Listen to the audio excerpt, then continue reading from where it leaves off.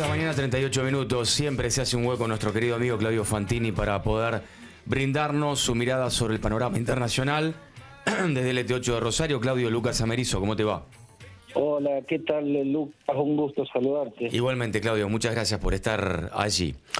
Bueno, finalmente todo el continente está mirando con atención la resolución del máximo tribunal de la Corte Suprema de Brasil en relación a la condena impuesta a Bolsonaro bajo delitos de atentar contra la democracia, sedición. Contanos un poco este proceso, Claudio. Bueno, yo creo que era cantada esta sentencia, ¿no? Porque todo convergía hacia ella. Incluso la injerencia inaceptable y brutal, negligente de Donald Trump. Si uno conoce mínimamente la cultura política brasileña, lo que es el nacionalismo brasileño, si un presidente norteamericano entra torpemente, sanciona económicamente a Brasil con aranceles lapidarios, exigiéndole que dejen en libertad a ese hombre, a ese ex presidente, y luego le aplica sanciones al juez Alexandre de Moraes, al miembro de la Corte Suprema de Brasil, o el Superior Tribunal Federal, como se llama allí, que fue el principal acusador que tuvo Bolsonaro. Bueno, después de esa injerencia, todo se iba a predisponer para no quedar o no dar imagen de que se arrodilla ante una potencia que actúa tan torpemente, tan brutalmente. Pero incluso si no hubiera intervenido Trump de manera tan, en definitiva, negativa para quien pretendía defender, ya estaba cantado el final, porque tanto las pruebas que estaban a la vista del mundo entero, como las que aparecieron después con las investigaciones, parecían confirmar ese resultado. Las que estaban a la vista del mundo entero es las turbas violentísimas que asaltaron allá por el 2023 los edificios de los tres poderes de la República en Brasilia, ¿no? Vimos al bolsonarismo multitudinario echarse sobre los edificios de el Estado de Derecho, y escuchamos, paradójicamente, el silencio atronador de Bolsonaro. Estaba en los Estados Unidos en ese momento, miraba desde lejos, y su silencio fue ensordecedor, porque se supone que lo que debió hacer es llamar a esas multitudes que asaltaban los palacios del Estado de Derecho para decirle que cesen en esa actitud golpista, y por supuesto que no lo hizo. Entonces ahí quedó certificada su relación con ese levantamiento golpista. Ahí quedó a la vista del mundo entero, repito.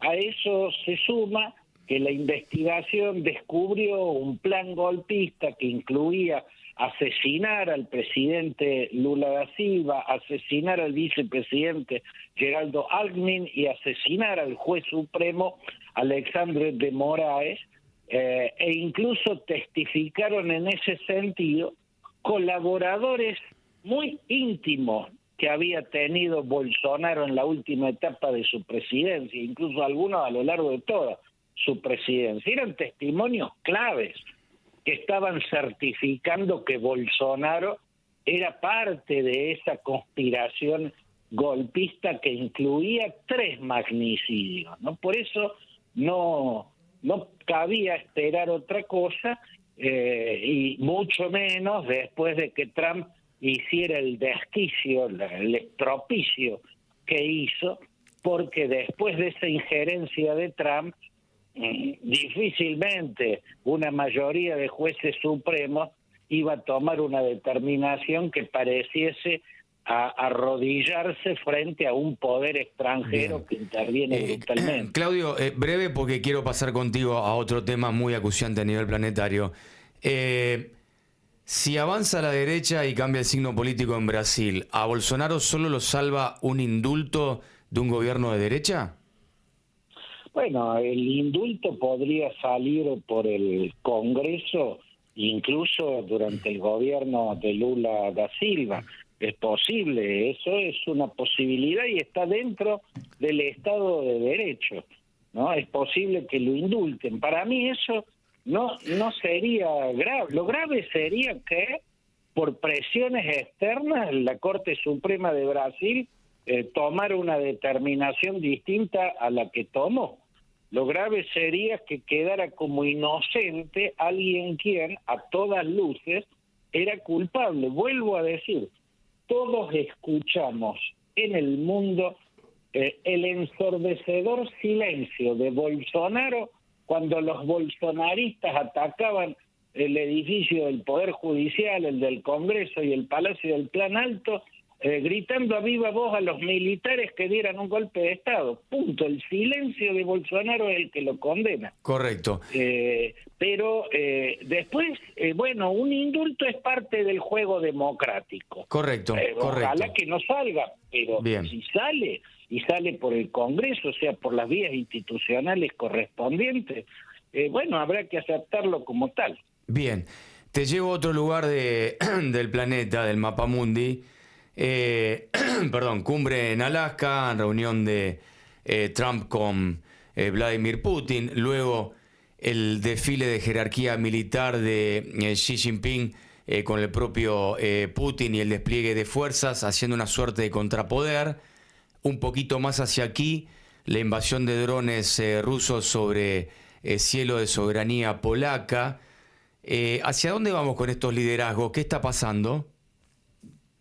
Bueno, yo creo que el mundo está entrando en un periodo muy, muy oscuro, muy lleno de acechanzas de todo tipo, ¿no? Liderazgos que parecen empeñados en el regreso a la primera mitad del siglo XX, ¿no? Donde chocaban las potencias y en los campos de batalla lo hacían. La demostración de fuerza de Xi Jinping con ese desfile que parecía cronometrado, tenían una sincronización robótica, pero además, como señalabas, en la llamada Puerta de la Ciudad Prohibida, que está presidiendo la plaza de Tiananmen, mientras desfilaban las tropas con armamentos modernísimos, desfilaron 11 armas que eran absolutamente desconocidas, son totalmente novedades en el terreno del armamentismo militar. Bueno, y en el palco de la Puerta de la Ciudad Prohibida, presidiendo el desfile, estaba Xi Jinping, flanqueado por Vladimir Putin y por Kim Jong-un, el líder norcoreano. Y si uno suma el arsenal de Rusia, que de por sí es más grande, incluso el arsenal nuclear de Rusia es más grande que el arsenal nuclear norteamericano. No mucho, pero más grande al fin. Si uno suma el arsenal ruso al arsenal norcoreano, al arsenal nuclear chino, bueno, encuentra una superioridad abrumadora del este respecto al oeste en términos de arsenales nucleares. Esa es la respuesta, ¿no? a los pedidos de paz que Trump, vaya a saber con qué intenciones, planteó ante el conflicto en Ucrania y que cese el conflicto. Trump ha sido siempre funcional a Vladimir Putin y se ha encontrado en un momento determinado con la evidencia absoluta de que Putin no tiene ninguna intención en hacerle ningún favor a Donald Trump. Putin lo dejó colgado del pincel, lo dejó en ridículo incluso. Lo que pasa es que Trump no es alguien que entienda inteligentemente el escenario geopolítico y geoestratégico. No es alguien que pueda mirar inteligentemente el tablero internacional. Si lo mirase con inteligencia, no hubiera hecho la estupidez de aplicarle un arancelamiento lapidario a la India cuando Narendra Modi le compró petróleo a Rusia, empujando a la India a los brazos de China. O sea, la India lleva décadas siendo mucho más cercano a Washington que a Pekín, y viene Trump por torpe y la empuja ahí a la India, el país más populoso del mundo y una de las economías con las turbinas más poderosas también, a los brazos de China. Le están regalando todo a China. Estamos de nuevo en la confrontación este-oeste, pero con alguien que en Washington hace exactamente lo inverso a lo que hicieron Kissinger y Nixon en los 70. Kissinger y Nixon separaban, trataban de impedir que se unan los gigantes comunistas del este. Por eso hicieron la llamada diplomacia del ping-pong, que desembocó en el abrazo de Nixon con Mao Zedong y en la estrategia de acercamiento tejida por Henry Kissinger y Zhou Enlai. Trump hace todo lo contrario, los une a los gigantes del este. Bueno, esa es la realidad por estos días, y hay otras cosas preocupantes, que es lo que generan las redes sociales, tanto en materia de extremismos y de odios, como en lo que estamos viendo, por ejemplo, el Nepal, Katmandú en llamas, porque el gobierno del Partido Comunista Nepalés cerró YouTube, cerró Facebook y cerró Twitter. ¡Pum! Explotaron las calles de Katmandú y quedó ese rincón del Himalaya convertido en una antorcha. Entiendo. Como siempre, tus saberes son seguidos con mucha atención por nuestros oyentes. Es un placer escucharte. Es pedagogía pura para aquellos que nos interesa abrir una puerta a lo que pasa en el mundo. Claudio, abrazo enorme. Nuevamente agradecidísimos por el tiempo que nos regalás.